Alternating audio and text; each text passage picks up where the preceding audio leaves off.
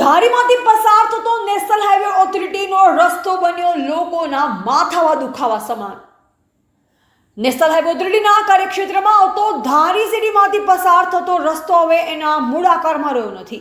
Road ઉપર અડધા ફૂટથી લઈ 1 ફૂટ જેટલા ખાડા રોડ પર પડી ગયા છે। રસ્તા ઉપર ખાડાને લઈ વાહન ચાલકોમાં પણ ભયનો માહોલ જોવા મળી રહ્યો છે। ખાસ કરી બાઇક કે સ્કૂટર લઈ નીકળતા લોકો માટે આ રસ્તો અકસ્માતને આમંત્રણ આપે છે। વળી આશ્ચર્યની વાત તો એ છે કે નેશનલ હાઈવે ઓથોરિટીની ઓફિસ કોડીનાર ખાતે આવેલ છે તેમજ રાજકોટ ખાતે આવેલ છે, તો શું લોકો પોતાની ફરિયાદ કરવા માટે કોડીનાર કે રાજકોટ સુધી પહોંચે?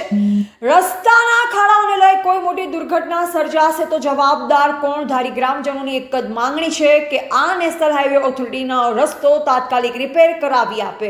રિપોર્ટર કાજલબેન ત્રિવેદી, ધારી। સ્થિતિ તમે જોવો જ છો કે અહીંનું તંત્ર કોઈ ધ્યાન આપતું નથી। આ 108 પણ હમણાં નીકળેલી હતી, તમે જોયું અહીંના રોડ રસ્તા હાવ ખરાબ છે, અહીંનું તંત્ર કોઈ ધ્યાન આપતું નથી। અમારી બસ માંગ એટલી જ છે કે અહીંના રોડ રસ્તા સારા કરાવો। કેટલા સમયથી છે આ લગભગ 2 વર્ષથી આવું નવું હાલ્યા જ રાખે છે, અહીંનું તંત્ર કોઈ ધ્યાન દેતું જ નથી।